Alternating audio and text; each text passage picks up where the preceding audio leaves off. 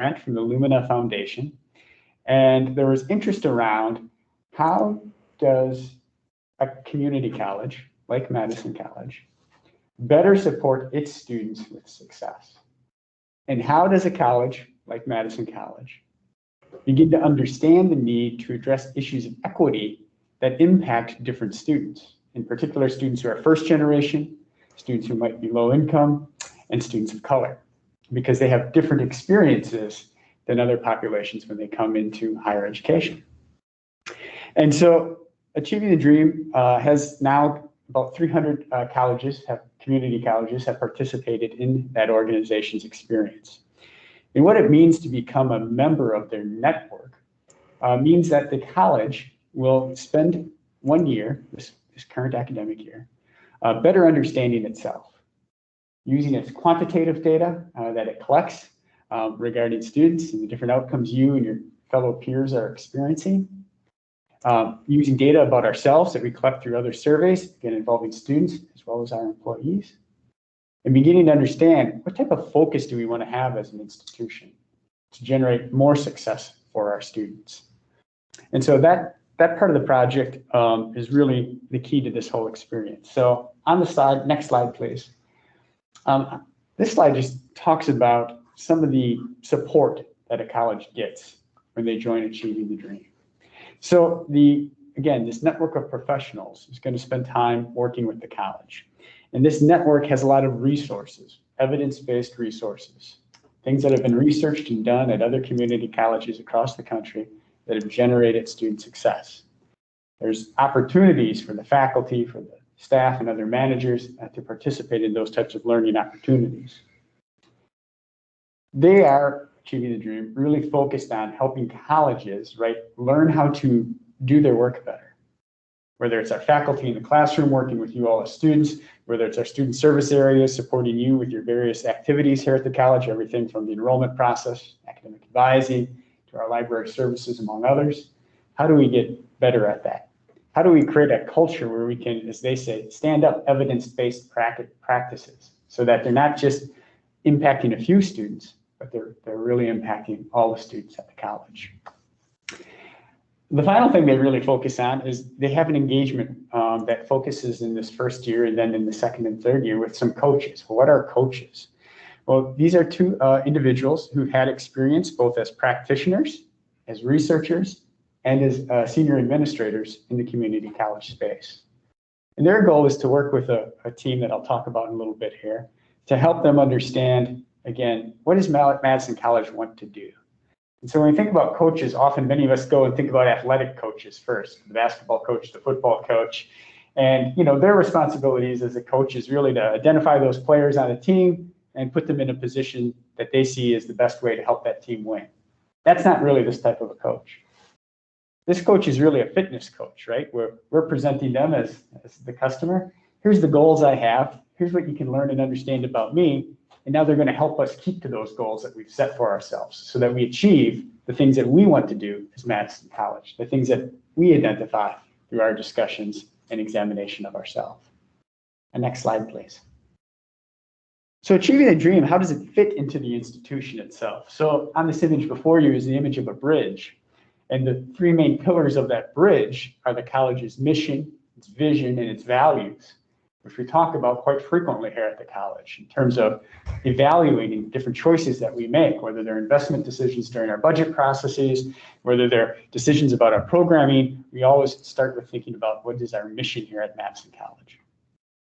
The mission is supported by two other big pillars. You see those on the right and left side there. They are the academic priorities, which our provost, Dr. Tarina Bakken, leads, working with the academic deans and the faculty members, as well as other units across the college to identify what those priorities are. Similarly, in student affairs, we do similar, right? Identify the priorities that we have to support students with their success outside of the classroom. Achieving the Dream sort of serves underneath that as this girder, this piece that strengthens the bridge, that provides it stability so that it can take on the responsibility of supporting students who are crossing that bridge, starting when they begin at the college and hopefully exiting on the other side with their degree and credential, either transferring to a four-year college or entering the workforce in the career of their choice. Next slide, please. So we talk about a synergy that this process will have with us.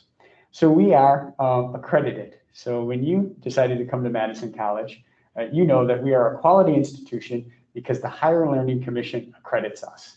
And we are required to annually report certain data to them. We are required on a periodic basis to write longer reports to them. They have peers of other college faculty and administrators from different colleges examine that information to determine if we are in alignment with the criteria associated with accreditation. Now, the Higher Learning Commission asks of us at this moment in time to identify a major initiative, a major focus, a major effort that we want to undertake to improve our college and really improve the student experience. So that is a must do. That is a regulatory must do.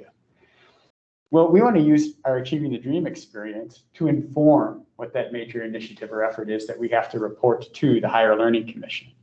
So that in effect, for our college, we're going to be using the resources and support of Achieving the Dream to help guide us through work that we have to do regardless, right? If we were not joining Achieving the Dream, we would still have to do this work as part of our accreditation.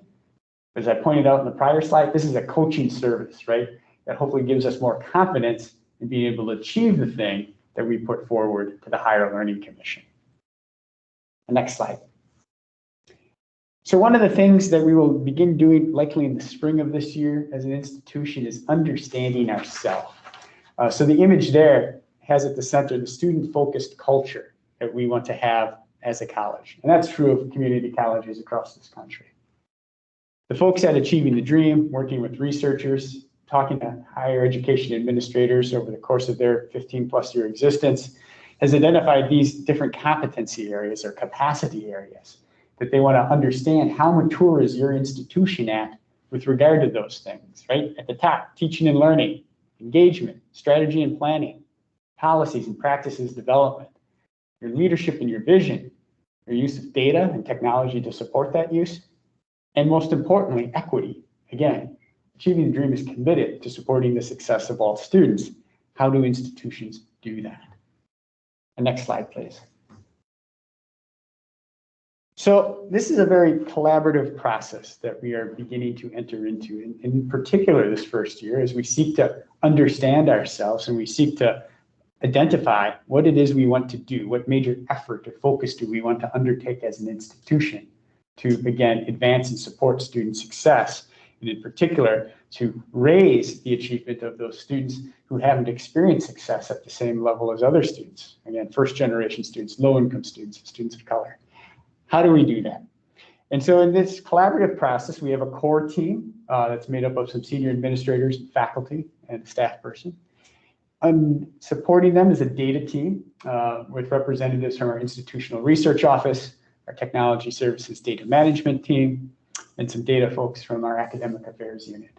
They're going to do some of the heavy lifting. They're going to be looking at lots and lots of data with the guidance and support from those coaches so that we're hopefully asking good questions of our data that they will help boil down and bring to the core team so that they can have discussions about what does this mean for Madison College? And more importantly, as a core team, what questions should we begin asking of the college community?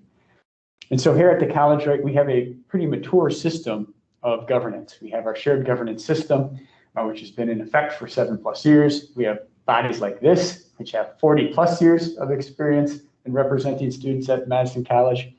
We have groups like the Student Activities Board, which myself and President Green co-chair. We have groups like the Student Experience Advisory Committee that's associated with our work in student affairs. We have in our TRIO and RISE programs, advisory councils there. So we will be seeking to engage students in multiple forums to get your input and insights into what we are presenting when we say, well, this is what we understand about the college and what does it mean to you? And we'll be asking the faculty that question. We'll be asking staff that question. We'll be asking other managers that question as we go through this experience over the course of the next year. And those other teams there or other means are just other places where we could be engaging with employees and with students to get an understanding of, again, what is it we want to do? And so that's what we're going to be spending the first year doing, so that by the spring of this next year, 2022, as the semester concludes, we'll have some sense of, again, what is this major focus or effort we want to undertake to improve student achievement. And then we'll spend the next year and the year after that seeking to advance that and seeking to hopefully have an impact, positive impact on the student outcomes. So that's what I wanted to share tonight about this thing called Achieving the Dream, which some of you have learned about through your service on the Shared Governance Councils, but for some of you, you hadn't had this opportunity to hear the presentation. Awesome. Do we have any questions for Dr. Casper?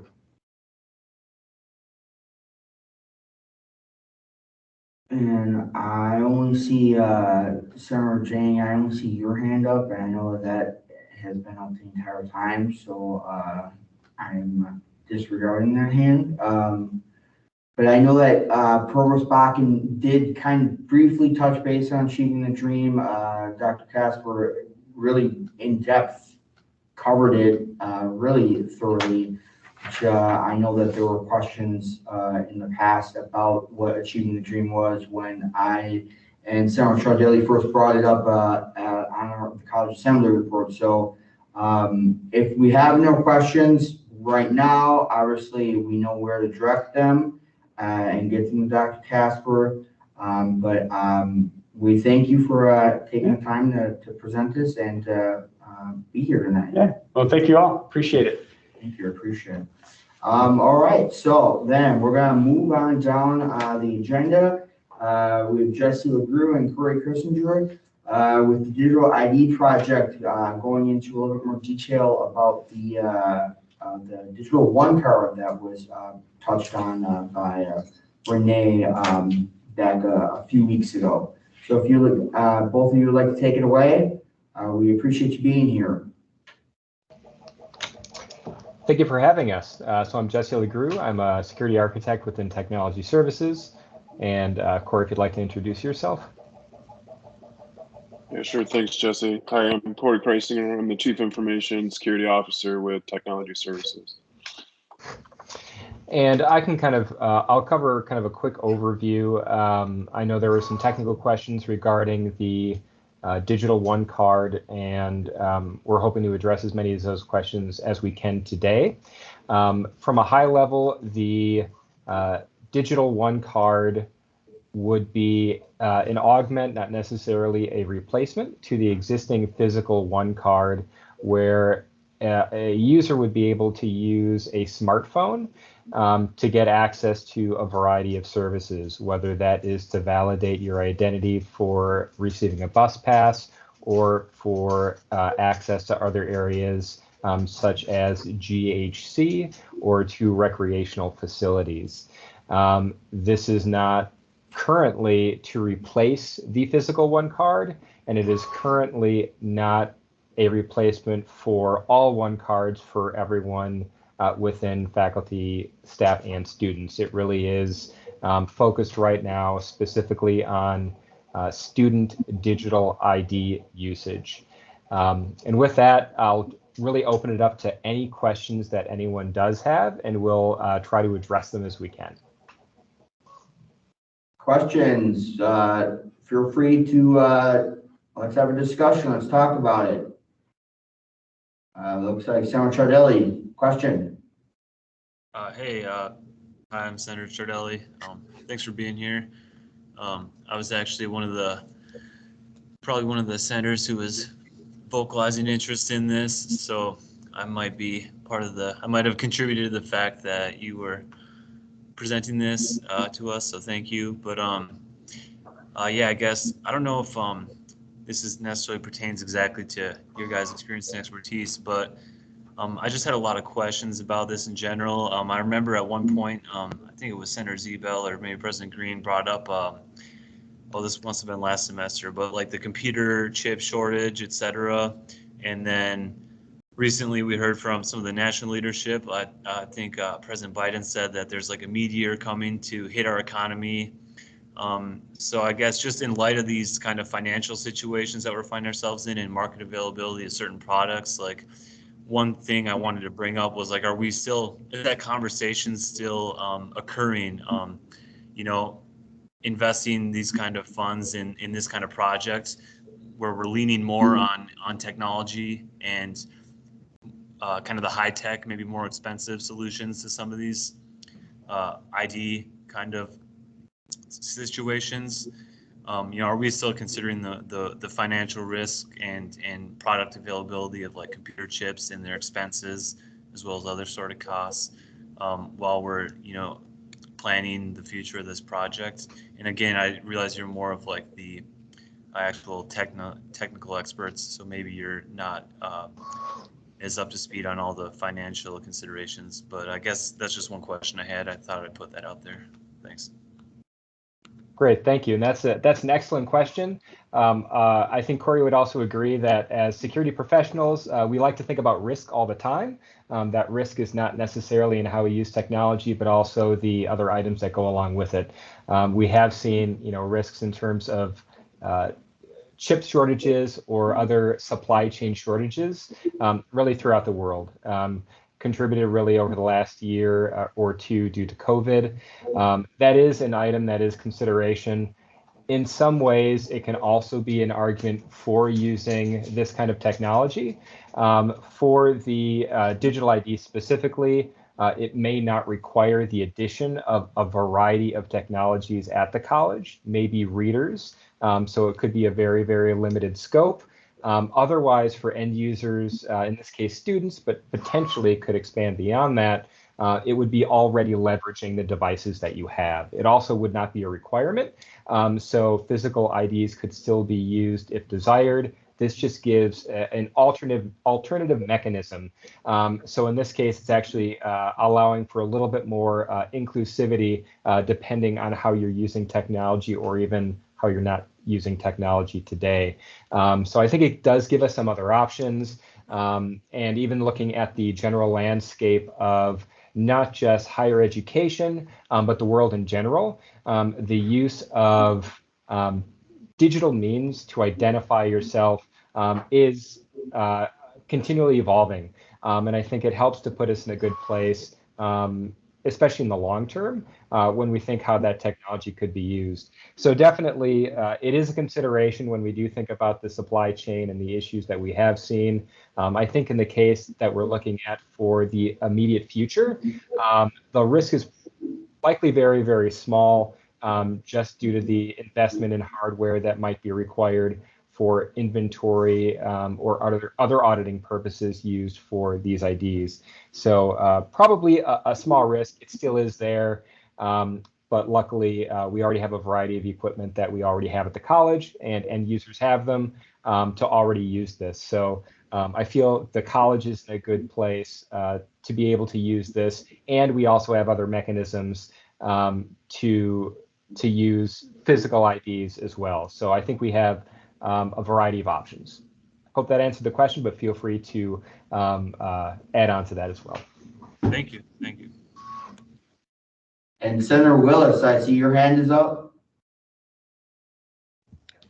Yes, I was just curious about protocols that are in place to protect potential breaches of information and potentially the loss of student information.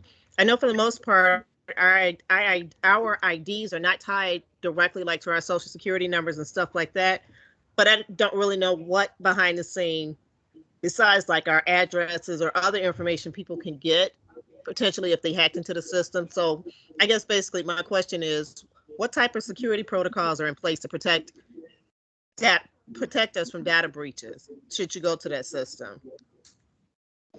And Senator Willis, I have to say I love that question.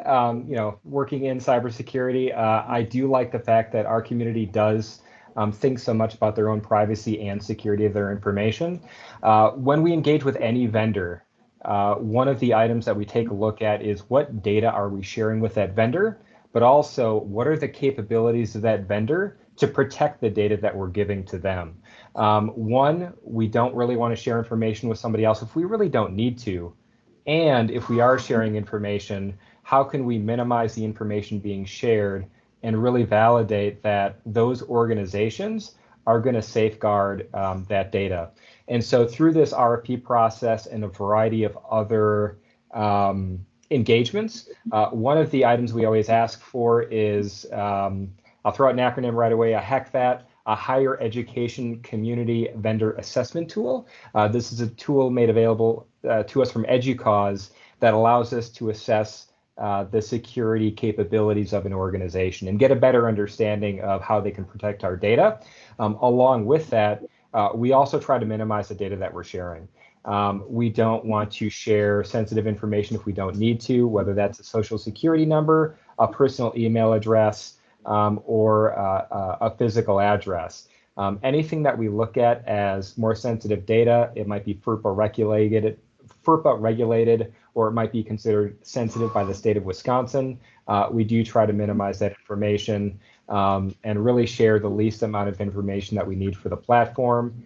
For many of these platforms that we're looking at today, they have the capabilities of storing really minimal information, whether it's a name, an email address, and maybe a student ID, just so it knows who you are and how to tie it into other systems. It can also add in other additional information potentially, but we usually have options to turn those features on or off. And so we may or may not use those features, but that is a consideration with every single product that we use. And ideally, we are sharing the least amount of information possible to make the product work, and then also balance the risk of sharing additional information to maybe balance additional capabilities that we want as a community. Because sometimes to turn something on, we need to balance risk with data shared somewhere else. And since Corey's hand is up, and I'm sure he has something to add, I'm going to hand it off to Corey. Thanks, Jesse. Really great question. And I just wanted to address it a little bit as kind of the security leader in the organization. So for about the past 7 years, we've been building security proficiencies and personnel. We have moved into a position where we have 7 full-time employees dedicated to cybersecurity, identity, and access management. We have a contractor as well, and we also have 2 students from our cybersecurity area that work for us as well. So we have dedicated a significant amount of resources in people, as well as tooling to assist with our cybersecurity operations here at the college. We use state-of-the-art technology and tooling to monitor and respond to cyber threats on a day-to-day basis. That team reviews logs, monitors for alerts, and kind of primarily protects student information as well as employee information on a day-to-day basis. We carry a significant amount of certifications and experience with that team. And so we are doing our best to address cyber threats and cyber concerns here at the college. We are now being audited on an annual basis as well. So we follow audit procedures and respond to audits that are being asked us from the Department of Education. We try to meet the criteria that they're setting for us each and every year, so that changes a little bit. And we also work on specific compliance requirements, probably most notably in this space, payment card industry requirements, so that we ensure your credit card financial information is secure when you're making transactions here at the college. So that's a little bit about our security operations and technology services and how we kind of go about day to day. So I assure you, we are doing our best to address cybersecurity threats globally. We do see attacks globally, and we do respond as needed through procedure process and tooling. So I hope that helps answer your question a bit. All right, awesome. Motion's been made by Senator Ciardelli to extend by 5 minutes. Do we have a second? Senator Willis, were you the second for this? Yes. Extending the time? All right, so then let's just get all hands in favor. If you could raise your hands now using the hand raising feature and keep them up, please. And I will go and move over. All right, and 5 minutes has been added until 5:09. I believe you can lower your hands. Thank you.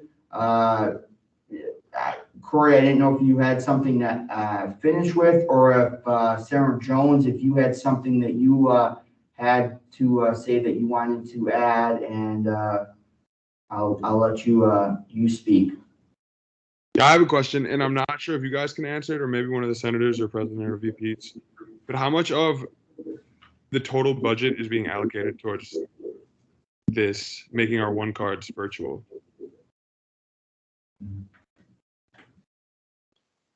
I could probably best stress that. When the pandemic started, the college has been allocated a number of rounds of COVID relief funding from the federal government. We are using a portion of that funding to at least kickstart the project. So we've allocated about $75,000 of COVID relief funding to help kickstart this particular initiative. Based on our initial fact finding, it looks like it might be below that number. That is a pretty small percentage in comparison to the overall college budget. There will likely be an annual maintenance fee. Again, probably smaller than that, likely way smaller than 75,000 that's been allocated to complete the project. Awesome. Senator Klonsinski, did you have a question? Oh, no, I'm sorry. I didn't even realize my hand was up. I apologize. It's all right. Senator Ciardelli. Yeah, so I was just wondering if you had any more information about the vendors, like the third-party services that we would need to incorporate now into this process. I know you mentioned like we have a strong kind of mindfulness for security right now, and we're taking a lot of measures, which is excellent. I just know that, we start sharing our information with other third parties, then we have to rely on their security measures. And then sometimes those third party services also have a very broad network of services that they then incorporate into their own systems. So, even if we're really diligent ourselves and the vendor says they're diligent about security, sometimes suddenly our information is getting handed off to a whole entire ecosystem of corporate services, and now half the corporate structure in the country, has touched our information. Who knows if it blows up that big, but sometimes it does. So I guess kind of who exactly or what third-party service are we hoping to work with, and yeah, I guess that's a good place to end my question for now. Thanks. And so another good question. So right now we are currently in the middle of the RFP process. So the specific vendors that have applied, we can't disseminate the information at the moment since we are in the process.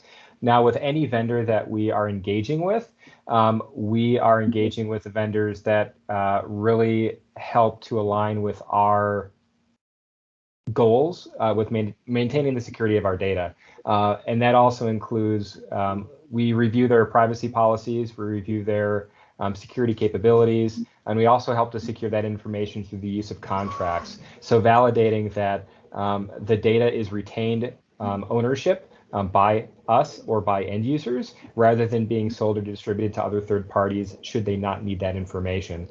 So that privacy and that other additional third party data sharing or data processing is something we try to limit and reduce the risk for any vendor that we engage in.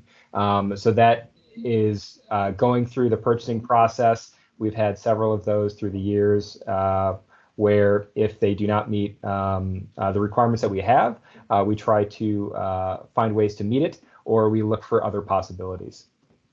Thanks. And then I guess the other portion of my question was, have we considered the financial risk or like becoming dependent on this system? Like I know, like for example, like IBM mainframe, it was the greatest thing for a while. People were using it for 10, 20 years, and then it became the biggest liability. Everyone wanted to abandon it because it was old technology, and it kept raising the rates, and suddenly it became ridiculously expensive. So everyone's technical priorities for a period, it seems like, were get off IBM mainframe, get off these old technologies that we're now completely dependent on, and we're getting taken advantage of financially because of our dependency. So I guess have we considered any risk like that, being dependent on this in the future to a detriment to our finances? Thanks. Short answer is yes. The benefit of the solution is we currently have a physical card system in place. So should we find ourselves in a position we do not like ourselves in, we do have a fallback mechanism.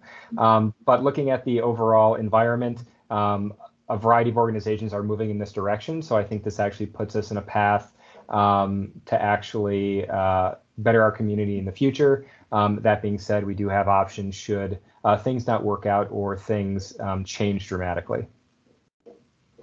Thanks. Corey. Hopefully we weren't grilling you too much, but thanks for all the answers. I'll give a quick just add on to what Jesse said, and thanks, Jesse. One of the roles of technology services is to assist and partner with the college in the technology decision-making process. So as information technology professionals, we really strive to look out 2 to 3 to 5 years and try to understand where the technology roadmaps are headed in each of our individual disciplines, and then assist the college with those decision-making processes so that we try to ensure that we're making good, responsible decisions that benefit the student first and assist the college and the staff so that students have a quality experience with all the technology that they are able to get their hands on while they're here at our college. Awesome. If there's, I'm going to keep us moving on the agenda. I think we've really exhausted quite a bit of question and answer, but I do want to just check and see if there were any other additional questions. Can we reach out to email you guys directly, or who do we contact if we have any further questions that can be emailed? And you can reach out to either one, Corey, or I. What I will do also in the chat is I will put our email addresses in there. Feel free to contact us both so we can kind of field the questions collectively. And anytime there is a question, really don't hesitate to reach out. This is going to be evolving. So if you also would like us to come back when we have more information, we're also happy to do so. Awesome. Awesome. We appreciate both of you coming here and speaking more on this to get different insight. Thank you. Thank you. All right. Moving on down the list here, that concludes our public comments. So we will go to officer and committee reports. Executive Council report with President Green. We did some GA planning for today's meeting, as well as talking about switching up the meeting time during the week.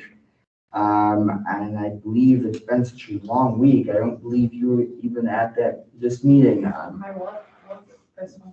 You were at this one? Was, or okay. Well, see, that just shows how long. Shows where my time perspective is gone. All right, awesome. But I think that really summarizes what we did. We talked about, and we've got some good stuff to talk about next Wednesday, which is our new meeting time. So yay, no more Mondays. All right, awesome. Moving on, Admin and Finance Committee, VP Shockey, do you have a report for us? Yeah, so at our committee meeting last Tuesday, we met with Candace Jacobs from the executive leadership team, and she shared more information with us on how they review club funding requests and kind of process those. And she'll be attending our meetings for the next couple of weeks to continue sharing ideas. I also too wanted to say that it's less of a vote to approve these requests, but it's more ensuring that the requests are valid and that clubs are providing all the correct documentation and things like that. So it's going to be more administrative work to make sure everything's in line as we take on that responsibility. But yeah, I'll share more information too as we keep meeting with Candace Jacobs and get more information and ideas on how we're going to kind of incorporate that process into Summit. And yeah, that concludes my report. All right, awesome. Legislative and Rules Committee, VP Labella, do you have a report for us? I do, just a quick one. We had a meeting today, and it is actually going to be my last meeting in the position VP of LA. We had this meeting. I was not at the last GA when you discussed some changes that could be made to a new policy or a couple of different policies potentially being added to the bylaws. So we kind of went over what happened at that GA, made some changes. I also noticed I probably striked the formal discussion of it tonight. And that is just because a bit more refinement needs to be made to make sure that I'm not putting any contradictions and anything confusing in the bylaws. It just needs a second overlook because it's always pretty serious when we make changes there. And that concludes my report. Awesome. Moving down, Team Development Committee, VP Yildiz is absent. I do not believe she passed along a report. So then moving on, Public Relations Committee, that is currently vacant at the moment.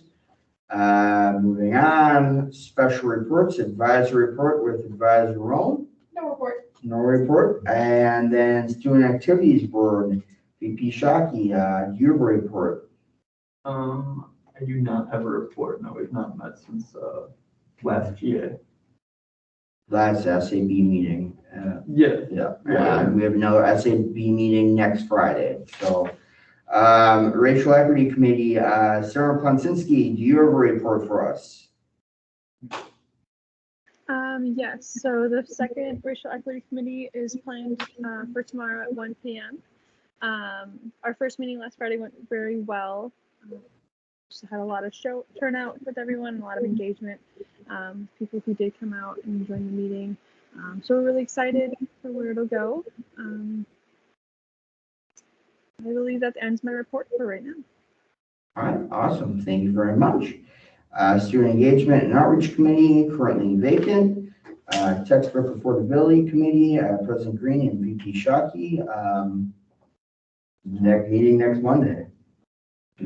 Yeah, next Monday. Yep. Pretty much all I got to say about that. Moving on, Public Safety Committee, Senator Willis, do you have a report for us? No report. We next meet October 18th. Awesome. Thank you very much. Most welcome. Technology Access Program, Senator Zebo was going to give us an update, but he had to leave to another engagement. I did not see a report left, so we will catch back up with him later at a different time, and we'll move on to regional and metro campus reports. Reedsburg is currently vacant. Watertown, Sarah Lindert, do you have a report for us? No report at this time. Awesome. And then Portage is currently vacant. Fort Atkinson is currently vacant. And then South, Senator Jane, do you have a report for us? No report as of now. Awesome. Moving on to College Assembly and Council reports. You see well I stay on topic and I have a piece of paper in front of my hands. College Assembly, Senator Chardelli, do you have a report for us? We haven't had a meeting yet. Still, next meeting is next Wednesday, the 13th. So I'll have a report next GA, hopefully. All right. Thank you, Senator Chardelli. Academic Council is currently vacant, looking to be filled if anyone is interested. Diversity and Community Relations Council, Senator Klonsinski, do you have a report for us? No report to give at this time. All right, thank you very much. Facilities Planning and Investment Council, Senator Willis, do you have a report for us? Yes, I do. We met yesterday, and basically what we did was went over the surveys that we're working on for the faculty, and we actually got sort of stuck there because we actually had Carly Brady come in to actually give us some perspective for the faculty survey. And so we're still working on finalizing the version of the facilities survey that actually will reflect what the department needs are and where, without making it appear that we're offering the staff and the faculty like to work remotely, especially if that's not something that's actually available to them. So we have to go back and tweak the surveys that we're working on for the faculty, staff, and for the students. We voted and approved our meeting schedule with us meeting on the third Wednesday of each month from 2 to 4. And the first Wednesday of each month will be held for committee work. And there is a requirement that the members of the council actually participate. So whether they're doing it in their subcommittee or in the meeting with everybody else, it's okay. And that concludes my report. So I'll have a different update, hopefully after our next meeting, our meeting in November, when we actually finalize the surveys and hopefully prepare to get to distribute them to the faculty, staff, and the students. Awesome. That sounds great. I really appreciate the work. Moving down, Finance Council is currently vacant. Information Technology Council, Sarah Zebel is, like I just said, he's going to step out. I do not believe that there was anything. I'm also part of that. I don't believe there was anything worth sharing if there was even a meeting. Sarah Jones, I do see, I'm sorry. That was the thing I forgot to mention is at the ET meeting, we got those positions filled. My apologies. Yes, Sarah Jones, congratulations, and it has been a long week. If you have not already been hooked up, connected with the co-chairs and the facilitators of those council, that has happened. All right, perfect. Then we are excited for you to have you start your journey and share governance with us. So yippee. Moving on, Institutional Effectiveness Council, VP Shockey, do you have a report for us? Yeah, we met as a council yesterday and we finalized 2 issue statements to present to the college assembly for approval. So they'll review both of those. And then at our next meeting, we'll also review issue statements from the other councils, and we'll be giving feedback on those. That concludes my report. Awesome. And yeah, Sarah Jones will definitely be able to be giving a report on this next week. But since Sarah Willis, you're going to these meetings, is there any thing that you want to add to the Professional Development Council? Any news or updates?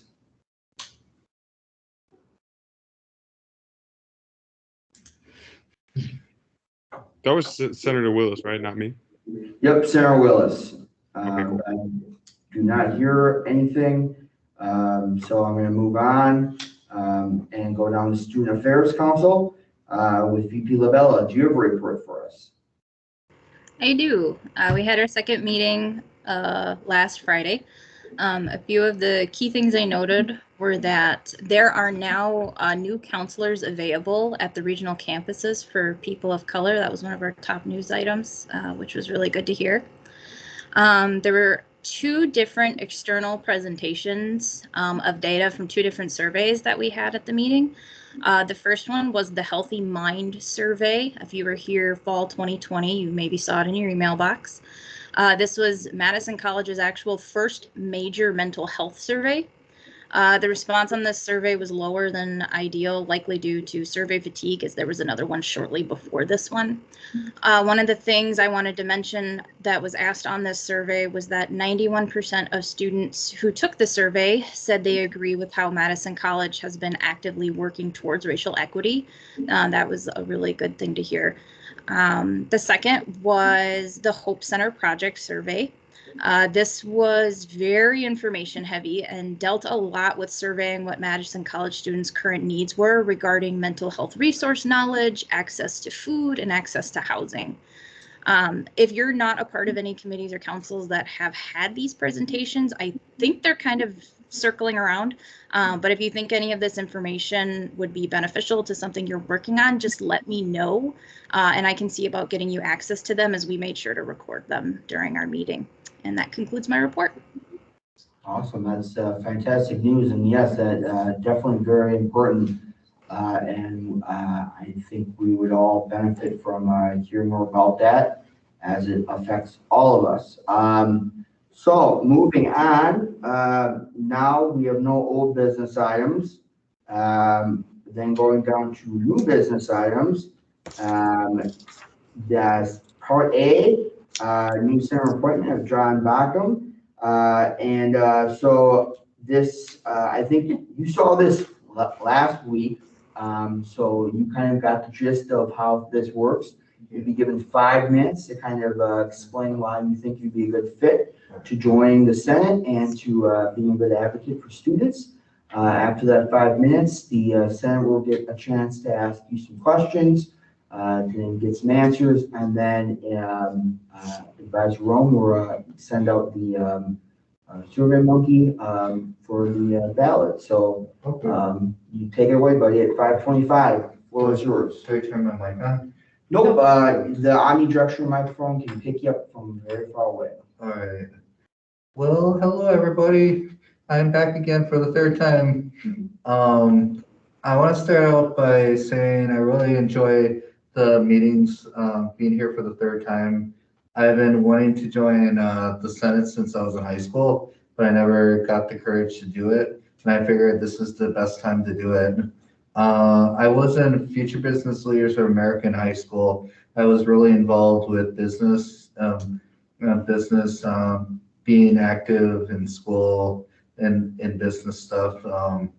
I was a secretary in business, so I had some knowledge on being an officer in the club. I also did other things too to be involved with my school. As I got older and I started getting into Madison College back in 2007. I spent a lot of time in school, but I never really got involved with clubs or anything. But now it's at the point in my life where I'm ready to start doing more things with school, being more participate more into it, and try to help other students get things that they need, like being part of outreach and racial community, and like people with disabilities, try to help them out too. Because I personally have disabilities and I know what it's like to need resources. Same with more tutors. People need help with studying, and having more tutors available would be a great benefit. I think it would make a great addition to the Senate, because I could make a big difference to the school, like by my experience and by what I could give. Awesome. You still have some time left if you want to say anything additional.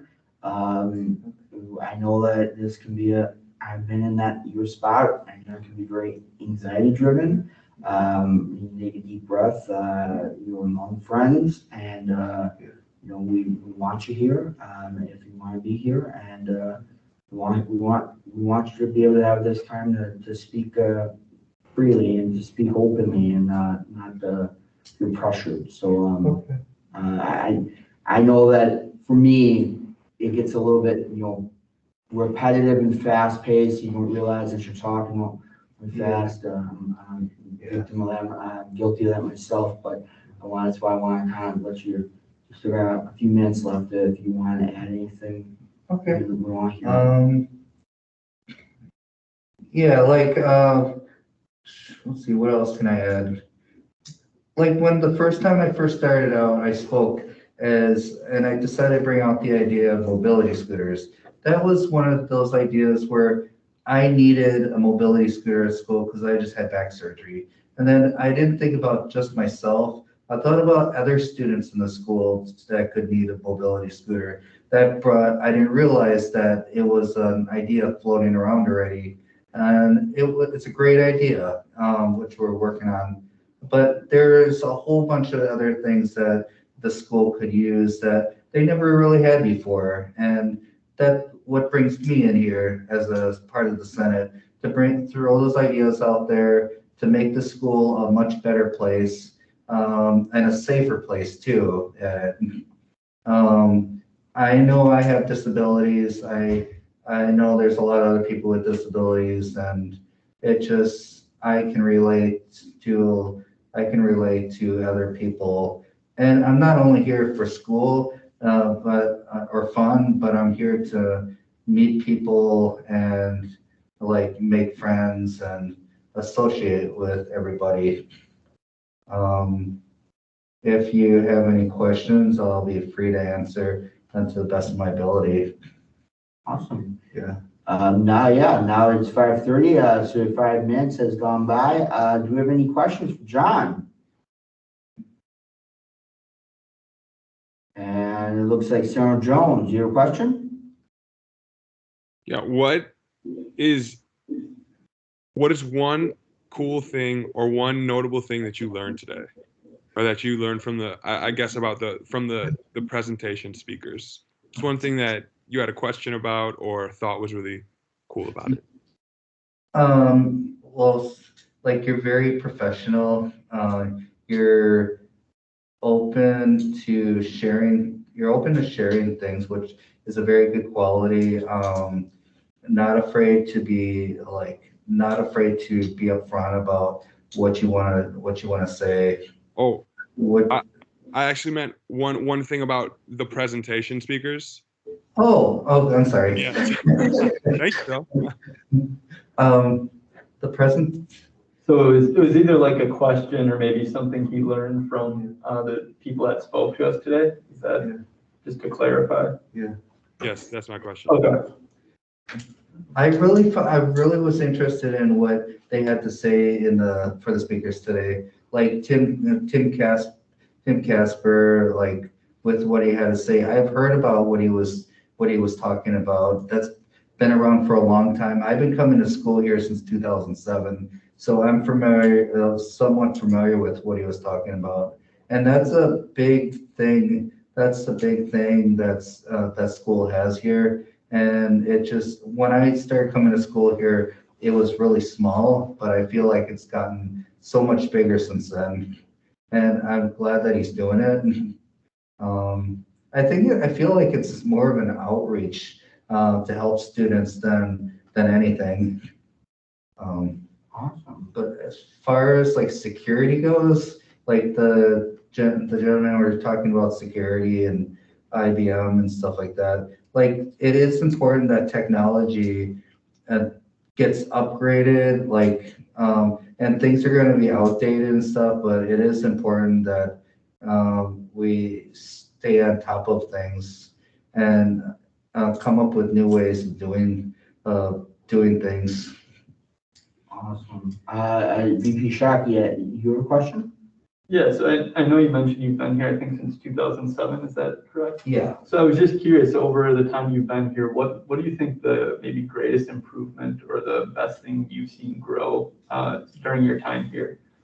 If anything, I guess, if there's something that stands out. School has been, since 2007, school has been really big in a multicultural, in being multicultural. There's been Multicultural Week since I started coming here. And then when they remodeled the school, they haven't had as much as they did back then. They used to have music had different musicians in the groups of musicians that were in the cafeteria, a section of cafeteria where they had bands like almost like tribal band, like drumming and stuff, or different types of music during the whole entire week where they had, and like would be from China or Ireland or different types of multicultures that would play music. And since, I mean, we haven't had that in quite a few years now. And that thing changed, which I think we should have again. And has anybody here been through Madison College since 2007? I'm gonna let the question be asked out, but it doesn't look like anyone's been here since from 2007. I would say though, that's very, very great question, very insightful of you, and maybe something that you can help if you become a senator tonight. You can help bring back. I know that the pandemic has definitely negatively impacted that. Yeah. But we can definitely help bring that back. So, Yeah. I do see that we have a minute remaining. So, any last questions, Senator Chardelli? Not a question, I guess, just a comment on you mentioned the kind of the event where all the different organizations had the music playing for the week or something. Someone else might know, but there's like I saw these people set up on campus and they had food out. It was like the common culture. It was like one of the student orgs, something common culture. But Common Ground. Yeah, Common Ground. What is it again, sir? United Common Ground. Yeah, United Common Ground. Thank you. So United Common Ground. Yeah, we could reach out to them maybe and see, see if they're interested in maybe hosting an event like that in the near future. United Common Ground. That's a good idea. Awesome. I'm gonna say we're at time right now. So let's get the ballot out. And advisor will submit that if she hasn't already. And let's see drum roll and see what ends up happening here. Okay, buddy? All right.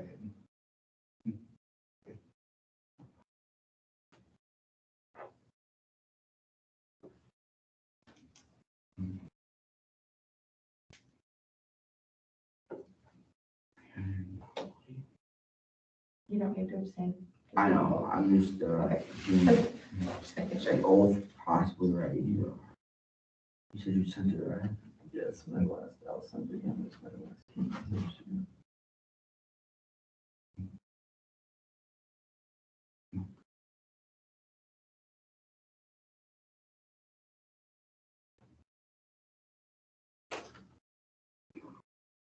How many votes are you looking for?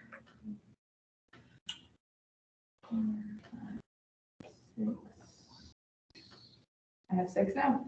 All right, congratulations. You are the newest student senator on the student senate. Woo-hoo, yay. Yeah, awesome. Let's get you sworn in then. So again, you saw this last week, so it'd be somewhat familiar, but I'll just go over it quickly with you. I'm going to read off the Senate oath of office. After I've read it off to you. P. Lavella is still a vice president and I guess said she would. I guess read it. yes, that actually looks like She's that. ready. All right, go for it, VP Lavella. I was gonna say, don't steal the last time I get to do this. All right. All right.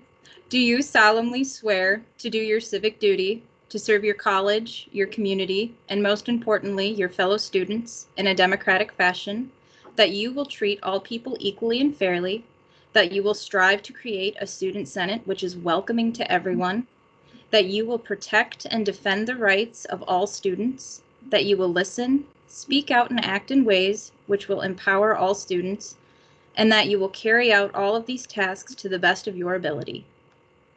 I do. Congratulations. Thank you. Woo! Awesome. And now you can vote. Yes, you are a voting member now. So let's keep it moving on. Now with item B, VP Lavella and her announcement with her stepping down. I don't know if I just spilled that announcement. But VP Lavella, go for it.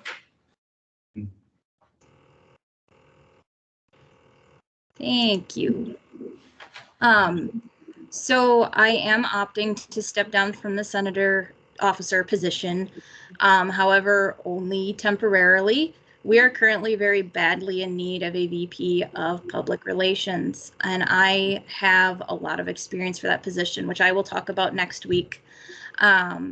But that is the reason I'm stepping down. It's not to no longer be an officer, just to change over my position to where I think I will be the most beneficial to Student Senate and our students.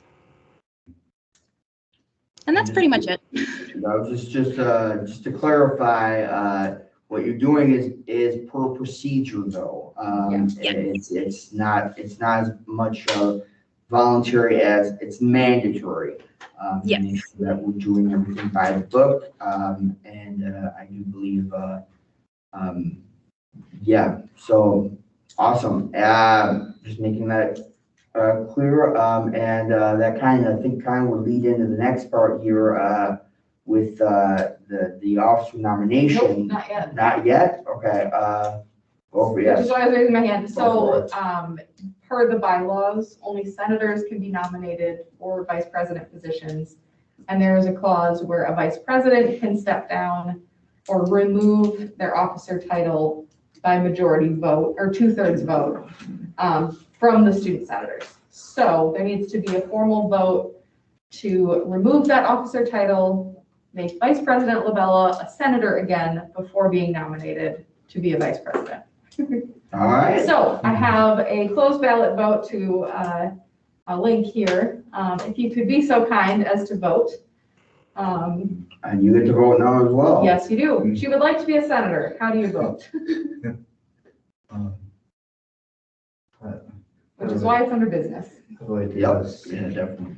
All right, so Raise my hand, or- if you go to the chat here, there should be a link that I just posted. Oh. Follow that link and then you can vote there. Okay.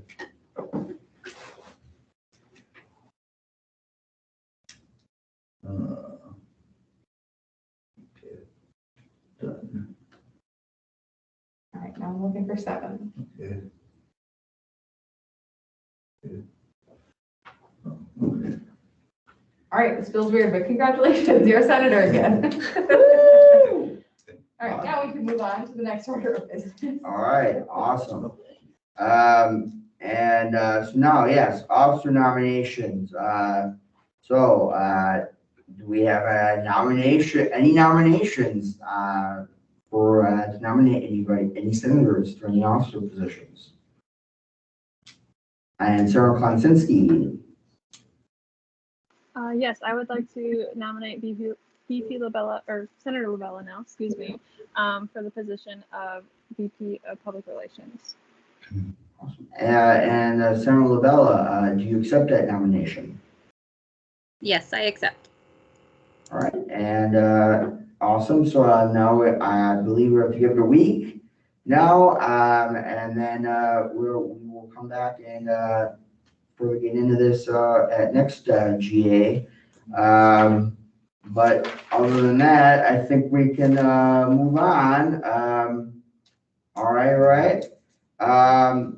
Now, non-business housekeeping items that has been struck from the agenda, so that is no longer going to be talked about tonight. And look forward to more information. So moving on to announcements, off-SARS, again, due every Sunday at 11:59 p.m. Do not worry about off-SARS this week, Sarah Malcolm. We will get you served away and onboarded and everything. So just be looking for notifications from us. Send any and all reports to our communications coordinator, Sarah Zebel, so he can make sure to add them to the minutes. He's been getting those minutes done, and we obviously very much appreciate that and want to have him keep doing that. And then to, again, check Outlook and Teams and emails and any and all notifications from myself, the E-Team, Advisor Rome, each of you, yada, yada, yada. We talk, and it's all great. So, yes, very much out. So, anybody have anything to say, or any motions to make, now, basically? And I have an idea of who that probably is, Sarah Willis. I move to adjourn. All right, a motion's been made to adjourn the meeting, is that who, Lavella. all right, Sarah Lavella, is that second? Yes, it is. All right, all those in favor, if you use the hand raising feature now and keep your hands up, please. I wanted to do that. And that's Everybody. majority, and awesome. We are adjourned at 5:44 PM. Enjoy the rest of your Thursday. Be safe. Enjoy your weekend and see you all next week. Thank you. Bye-bye. All right. Hi, everyone. Have a good weekend. Me too. Sorry, I forgot to record. I I know you started. Yep, I know, we but, missed a little bit of Tim, but. Yeah, I usually try to do that before we get started. Can you tell me a little bit about the student engagement and outreach committee? So we need to remove